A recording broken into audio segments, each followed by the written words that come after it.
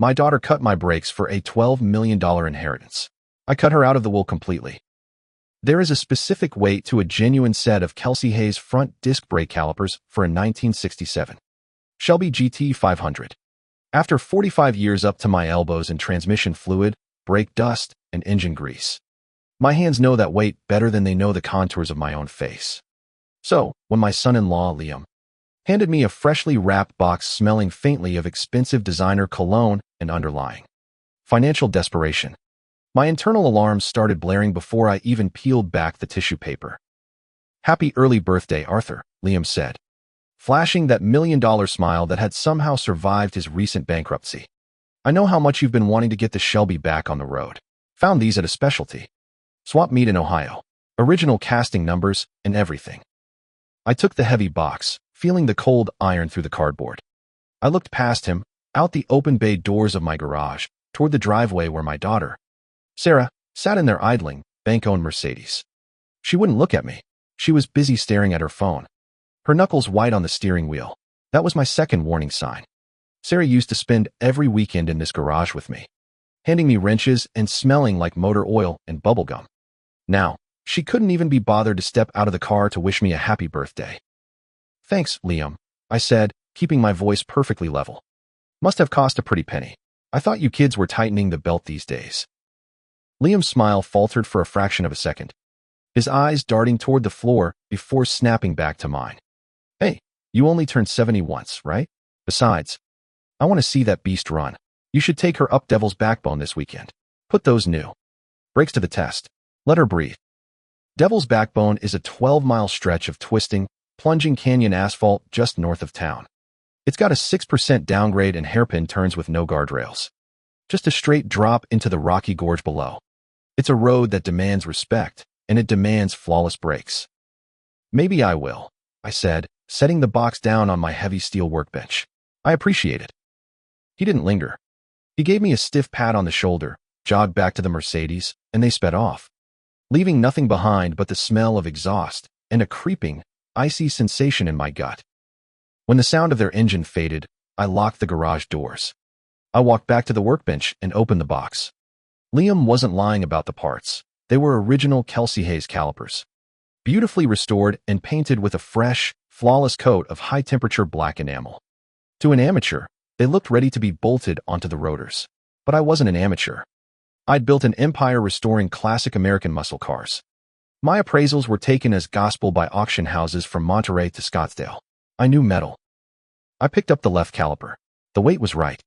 But as I ran my calloused thumb along the mounting bracket, the thick piece of cast iron that bolts the entire brake assembly to the car's steering knuckle, I felt a subtle, almost imperceptible inconsistency in the texture of the paint. I pulled my halogen magnifying lamp down from the ceiling track, flicked it on, and grabbed a bottle of industrial acetone. I soaked a rag and began furiously scrubbing the fresh black enamel off the mounting bracket. The paint dissolved, pooling like dark blood on my workbench. When the bare iron was finally exposed, my breath hitched in my chest. There it was, a hairline fracture, surgically thin, cut deep into the base of the mounting bracket. It wasn't a natural stress crack.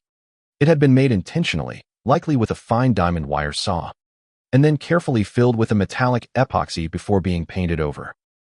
I stared at it, the harsh fluorescent light buzzing above my head. If I bolted these onto my Shelby and took it up Devil's Backbone, the brakes would feel fine on the flat roads. But the moment I hit that 6% downgrade, the moment I applied heavy, sustained pressure to slow a 3,000-pound car diving into a hairpin turn, the heat and torque would shatter the compromised iron. The caliper would tear itself off the rotor, the brake line would sever, and I would lose all hydraulic pressure. Total, catastrophic brake failure. I'd go over the cliff at 60 miles an hour. My son-in-law had just handed me a loaded gun and asked me to pull the trigger. I sank onto my rolling stool, burying my face in my grease-stained hands. Liam's motive wasn't a mystery. He was a tech bro who had leveraged everything into cryptocurrency right before the market crashed. He was drowning in millions of dollars of debt, facing federal tax liens, and fighting off creditors who didn't play by the rules of polite society. My estate, on the other hand, was worth over $12 million, held in a revocable living trust with Sarah named as the primary beneficiary upon my death. If I died, Liam's problems vanished overnight. But what shattered my heart, leaving shards of ice in my chest, was the question of my daughter. Did Sarah know? Was the little girl who used to fall asleep on a creeper under my Chevy truck a part of this? I needed the truth, and I knew exactly how to get it. I didn't call the police. An attempted murder charge based on a tampered car part would be hard to stick to Liam without a confession. He could just claim the guy at the swap meet sold him a defective part. I needed something undeniable.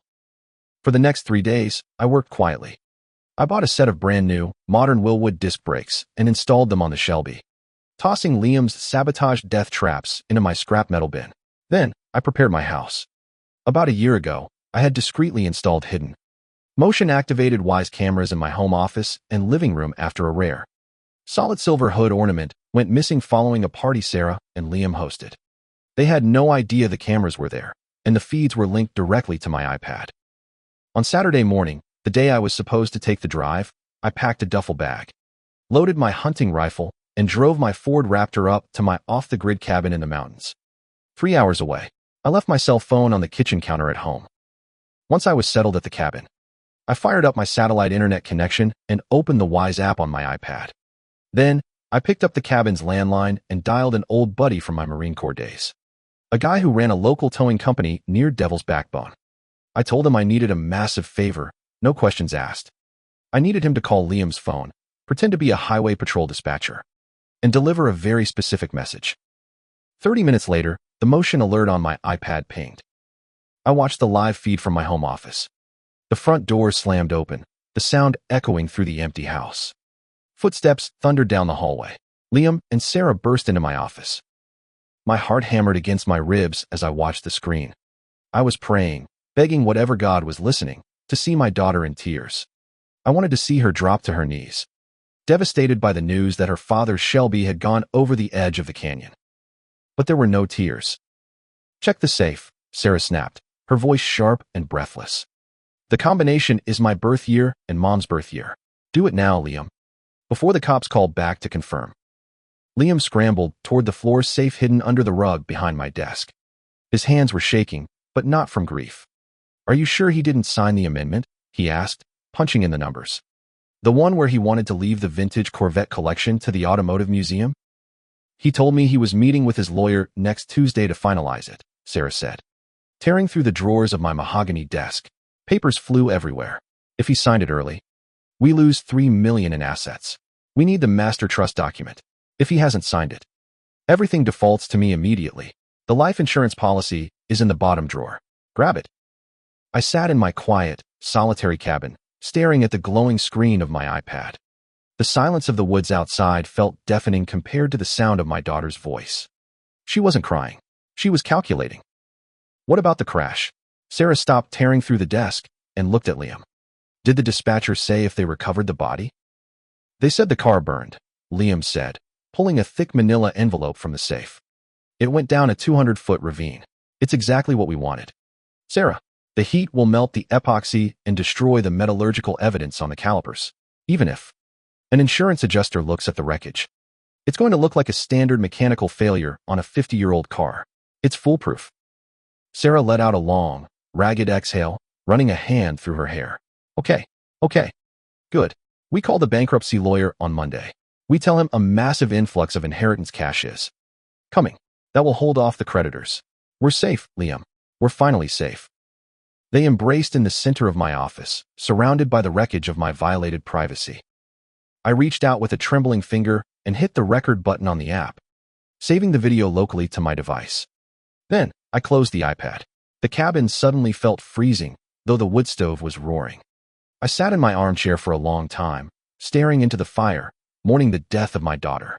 She hadn't died in a car crash, but the girl I loved was gone all the same, replaced by a stranger hollowed out by greed. Monday morning, I drove back to the city. I didn't go home. I went straight to the law offices of Davis and Vance. Arthur Davis, my estate attorney and a friend of 30 years, looked up over his reading glasses when I walked in. "Arthur, good to see you.